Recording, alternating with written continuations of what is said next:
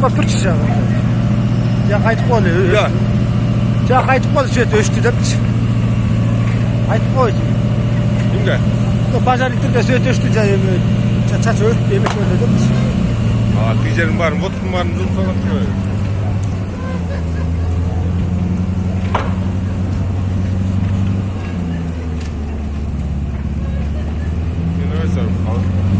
трехфазный оттор түшіп тұрды ана жақ машина автомат өшіпті